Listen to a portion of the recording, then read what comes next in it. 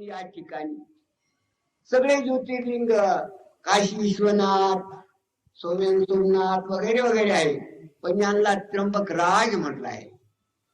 हे सर्व 12 ज्योतिर्लिंगाचं राज आहे. राज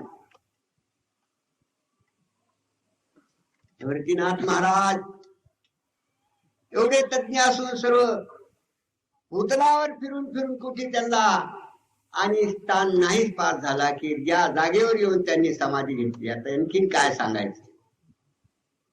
बाबा याच ठिकाणी आले, पण बाबाचं प्रारब्ध असल्यामुळे बाबाला अनेक ठिकाणी आणि धाडून सनी कार्याला आणि मांडणी करतात. जैसा शिव प्रेरी तैसाच जीव करी. मालकाचा ऐकणारा आज्ञाधारी तोच या जगात त्रैलोक्यांच्या समान. आई बापाची आज्ञा मानी तोच पुण्यवान. प्रजेचं पालन करीन तोच प्रजापती आणि विश्वाची सेवा करीन तो विश्वेश्वर.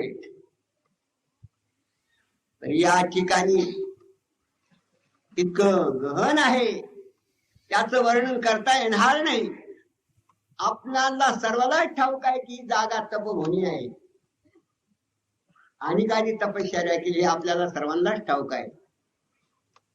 या जागेवर बाबाला सुद्धा इच्छा होती, पण देवाच्या पुढे जाता येत नाही. जशी जशी आज्ञा केली तसतशी मालकानी तसतसे सेवकानी राबावं. हा खूप माणसाचं कर्तव्य आणि धर्म आहे.